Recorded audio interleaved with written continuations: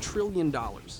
That's how much has vanished from the biggest AI stocks since their peak, and the headlines are screaming that the bubble has finally popped. But here's the thing, we've heard that before. Every few months for the last 2 years, someone calls the top on AI, and every time, the stocks just climb higher. So it's worth asking, what's actually different this time? Because this time, something did break.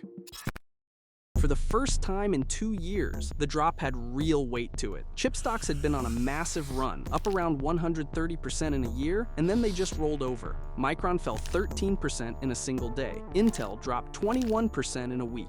And the mega-cap tech names that basically carry the whole market had their worst day in over a year, hundreds of billions gone in a single session. This wasn't a normal dip. It felt more like the market quietly admitting it had gotten ahead of itself and pulling a lot of that excitement back out of the price. So what actually spooked everyone? Really, 2 things. The first is how the money moves around. Nvidia agreed to put up to $250 billion into OpenAI. OpenAI, which is losing money, then spends a lot of that right back buying Nvidia's chips. And it's not just those two. There's now more than $800 billion of deals like this across the industry. The worry is simple. When the same money keeps circling between a handful of companies, it can make demand look a lot bigger and more real than it actually is. The second is the payoff, or the lack of one. A study out of MIT looked at companies actually using AI and found that 95% of those projects made no real money. 95%.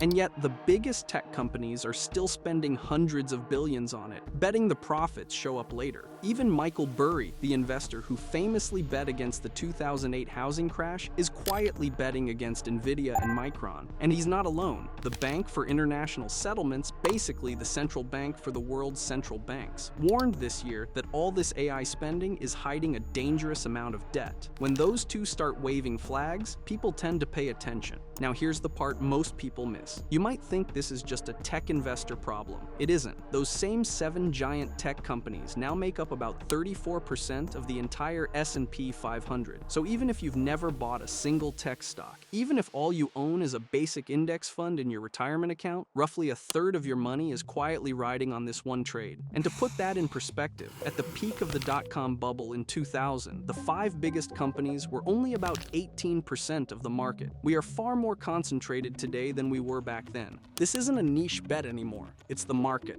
So, should you be worried?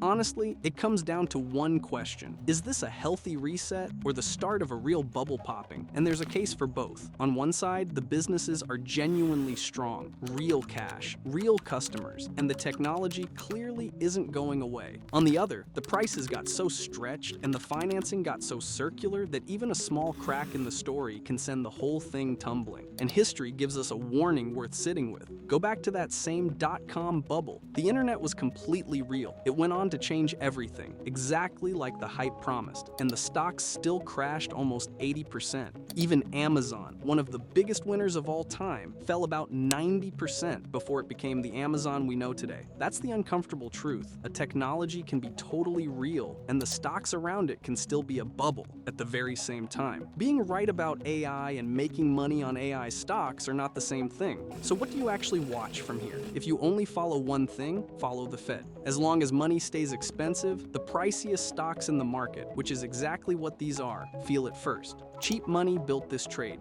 Tight money is what tests it.